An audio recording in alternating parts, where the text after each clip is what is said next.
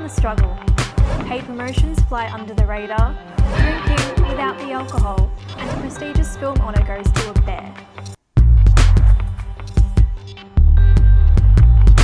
New rules relating to social media advertising have begun to hit influencers in their annoyingly perfect faces. After the Australian Association of National Advertisers' revision of the Code of Ethics, social media influencers are now required to be more transparent about whether they are being paid to promote a product or not. A few influencers already, like lawyer and Bachelor winner Anna Heinrich, have been sniffed out by the advertising watchdogs, Ad Standards. Our influencer Natasha has the details on the murky situation. Thanks, Sam. Now, there's recently been some condemning news written about my fellow influencers. Some people, probably the ones that don't know how to use social media, are describing our influencer marketing as murky. Me personally, I try to stay away from the murky side of things. It's bad for my skin. Others are complaining about why influencers can't include the hashtag ad in our posts. They clearly don't work in my industry. Do they really think that I have the time? 3 extra clicks? I have to get back to my endearing fan base. How else are they going to know whether to buy Coke or Pepsi? I also think that... Sorry, I need to answer this. Hello? Yeah, I already said that the limo needs to be there at 6 p.m. How many friends could you guys get tickets for again? Okay, good. And yes, I already told them that they need to wear the branded t-shirts. Yeah, and I only drink Pepsi in terms of soft drink. Bye.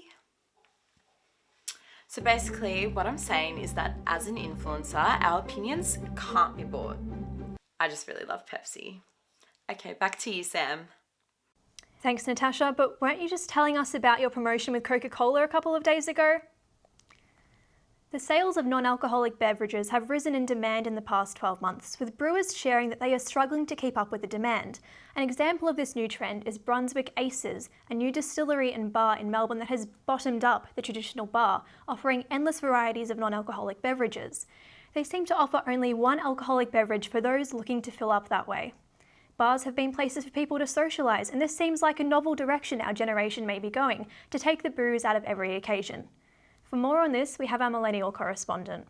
Hi, welcome back to I'm a Millennial, Get Me Out of Here. Now, we Australians have been on the beers for yonks, but it seems some of you are open to the new trend of being off the beers? Fair dinkum! Maybe we need some balance in our lives, socially and personally, and giving up a few beers can't be that bad. But where can one find a goon bag nowadays that hasn't been stripped of its nutrient-rich alcohol? You can't even get soft drinks nowadays without them being made with less sugar. But let's just roll with it. Imagine weddings, birthdays, first and last dates.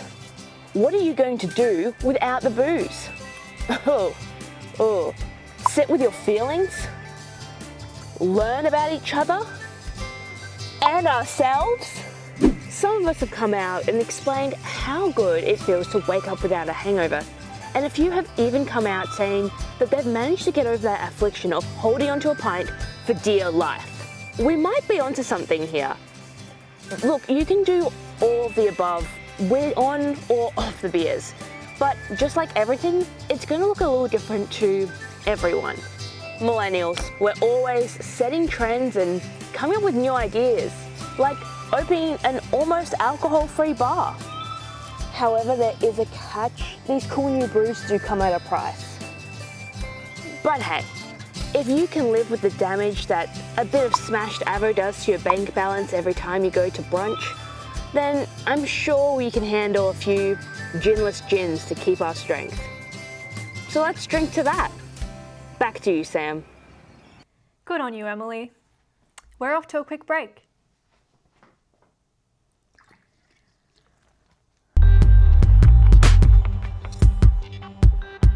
Welcome back. The Victorian Government has committed to halving carbon emissions by 2030 and hitting net zero by 2050, which at current rates is also the scheduled date for when all COVID-stranded Aussies abroad will finally be repatriated. Minister for Energy, Environment and Climate Change, Lily D'Ambrosio, sprigged a strategy by saying, "Our action on climate change puts Victoria shoulder to shoulder with the world's major economies and leaders," which from a physical distancing perspective doesn't sound like something we should be doing in a relatively COVID-free Australia. While one of the green checkpoints includes government schools and hospitals being powered by renewables by 2025, the announcements have been criticised by some for not doing enough to reduce global warming urgently enough. Speaking of lingering issues that persist and seemingly never get resolved, let's head over to our sports reporter, Soraya. Last weekend, a number of European sporting clubs, organisations and corporate bodies all participated in a 4-day boycott of social media. The boycott, which was participated in by clubs and organisations from sports including soccer, netball and cricket, was in response to increasing amounts of abuse and discrimination present on social media platforms. Twitter, Facebook and Instagram were the primary targets of the action, which especially sought to address racist abuse. As young people, we understand the damage that social media can cause. Like when you're scrolling through the old photos in someone's Facebook profile from like 5 years ago and accidentally hit the like button on one of them. So in a panic you unlike it, close the app and spend the next few days worrying about whether or not the other person actually knows what happened. Like, did they get some sort of notification? Or did I unlike it quickly enough so that not even Facebook knows that it happened? Is that even possible? Anyway. Now, I'm sure we could all support the sentiment of cleansing social media from this kind of abuse and discrimination, so that this way we can protect social media for its true purpose. Reading protracted arguments online from strangers on topics that you don't care about, just to witness and experience the true majesty of hundreds of thousands of years of human evolution. Okay, so I'm sure we can all agree with the message behind the boycott. It's been widely supported by professional athletes, and even Prince William has gotten behind the movement, cementing the place of the royal family at the forefront of anti-racism. The boycott challenges social media platforms to take greater action to prevent this kind of abuse from occurring. Hopefully, this will be one step towards the elimination of online abuse directed towards professional sportspeople. Because discrimination doesn't belong online. It belongs in people's homes and in sports stadiums, where it's even harder to identify and hold these people to account. I mean, there is also the issue that deleting some old dude's comment on Facebook doesn't actually address the core of the issue, like racism. But you know, it'd be a pretty damn good boycott to overcome that problem. Back to you, Sam. Thanks, Soraya. Over to the Northern Territory now, where a group of fishers received quite a fright when a crocodile launched itself out of the water and into their boat. Estimated as being up to 5 metres long, the reptile attacked one man's seat, with a done deed leaving him with minor injuries. While this is the 6th crocodile attack so far this year in Australia, it's not like we haven't been warned of the dangers before. I mean, while the country was focused on a nation-defining plebiscite back in 2017, the only thing Bob Katter was saying yes to was more croc chat. I mean, you know, people are entitled to their sexual proclivities, you know. I mean, let there be 1,000 blossoms bloom as far as I'm concerned, you know. But I ain't spending any time on it, because in the meantime, every 3 months, a person is torn to pieces by a crocodile in North Queensland. Katter does have a point though, because crocs are a huge threat to Australian society. Not only are they ugly, but worse than that, they can strike out of nowhere, catching any unsuspecting victim off guard. It seems crocodiles and crocs are major issues Australia has to contend with, so let's cross to Karen Kvetch for more. Thanks, Sam. Regrettably, this week I will be reporting on the comeback of Crocs. Yes, you heard that right. Those revolting excuses for footwear that we thought were banished in our past have come back to haunt us. Crocs have re-emerged and they're here to stay. Crocs have long been criticised for their ugly appearance, and rightfully so. However, their water resistance can be used by some people in certain jobs, such as chefs, fishermen and nurses. I can fathom them being used for practicality purposes in these fields of work. However, I cannot accept them being used as fashion statements. There is nothing fashionable or alluring about the rubbery, squeaky footwear. In fact, wearing Crocs is a heinous fashion crime. To my complete and utter surprise, a lot of celebrities, including Post Malone, Drew Barrymore, Ruby Rose, Psy, Bad Bunny, and most recently Justin Bieber, have all released their own line of Crocs. Justin Bieber's endorsement has brought about real success for the company, as it's increased the popularity for Crocs. In an effort to get more celebrity endorsements, Bieber kindly gifted some of his celebrity friends with a pair of Crocs from his new line. However, not all of his celebrity friends were filled with praise for the Crocs that they received. Victoria Beckham thanked Bieber for her pair, however followed this by saying that she would rather die than be caught wearing the Crocs. I, for one, think that Victoria has a very substantial point. The act of wearing Crocs is shameful. The behaviour is unacceptable, and I will not tolerate it. Back to you, Sam. Who put this here? I'm hearing you loud and clear, Karen. We're off to another break.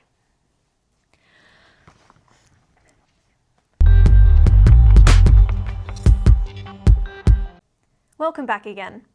When you think about the best movies of all time, some of the first to spring to mind might be classics like The Sound of Music, Titanic, or the cinematic masterpiece that is Cats. But according to film review website and fruit fly magnet Rotten Tomatoes, Paddington 2 is officially, indisputably, unequivocally the best film of all time. Released in 2017, the second Paddington movie is no longer relegated to weekend repeats on ABC Me because thanks to its 100% rating, it's finally being recognised as the timeless piece of modern cinema that it truly is. But the Rotten Tomatoes ranking has left a foul taste in some viewers' mouths, with questions as to how a kids' movie that's not even 4 years old can be declared the greatest in all history. Some are not only disputing Paddington 2 as the best movie ever, but are suggesting it's not even the best movie with an animal lead role. That accolade, of course, goes to the critically acclaimed Sharknado. Speaking of whipping up a storm, let's cross now to our celebrity chef, Kirsten Gent. The representation of silver service on the silver screen has seen quite the boom of late, and the recent crowning of Paddington 2 as the greatest movie ever is no exception. The beloved bear with an affinity for orange marmalade is quite the budding chef, so I'm absolutely thrilled that the movie has deservedly been recognised as second to none. Whilst it's not the first movie to feature food and animals, it's time to move over Ratatouille. This bear in striped pyjamas takes the cake, or the marmalade sandwich in this case. But it's not only the culinary contribution that makes Paddington 2 the defining motion picture of our time. It also teaches kids invaluable life lessons, such as resourcefulness, responsible pet ownership, and even good hygiene practices. It's also a plus for diversity. I mean, who else is casting brown fluffy creatures as their main protagonist? And whoever said that sequels are never as good as the original was clearly sequelist. I mean, the original Paddington had a psychopathic Nicole Kidman trying to kill the poor bear in the name of taxidermy. Paddington 2 is much more family friendly, with its more palatable themes of heartbreak, false imprisonment, and jailbreak. You see, Paddington 2 is more than film. It captures the zeitgeist of our era. It is a cultural artifact that will define our civilization long after we are gone, and without question is a remarkable piece of cinematography that will never be surpassed. But I guess that doesn't really bode well for the upcoming Paddington 3, does it? Back to you, Sam. Thanks, Kirsten. Moving on then. Memes. We share them on Instagram, Facebook, Twitter, and all over the internet. But most importantly, we all love them. I don't know who told my grandma about memes, but now she sends me them on the daily. Speaking of memes, we all know the iconic Disaster Girl meme. Well, guess what? Zoe Roth, the woman behind the 2005 iconic image, has grown up and decided to make a profit off the pic. Roth, now 21, decided to sell the image as an NFT. While she didn't make as much as the $2 million NFT of the Nyan cat, she still made a whopping $473,000. Another meme success story is Brittany Broski, better known as the Kombucha Girl. It smells like a public restroom! You know what?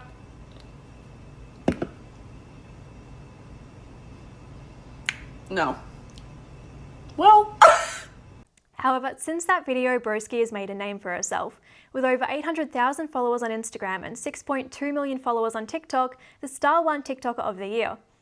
Broski has collaborated with a range of individuals, including winner of RuPaul's Drag Race, Trixie Mattel. Speaking of RuPaul's Drag Race, our fangirl has some very exciting news. Over to you, Sophia.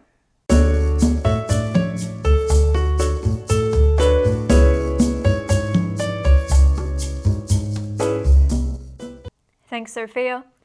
Well, that brings us to the end of another episode. Make sure you look after yourself by staying hydrated and keeping your fluids up. Until next week, the struggle, it's real.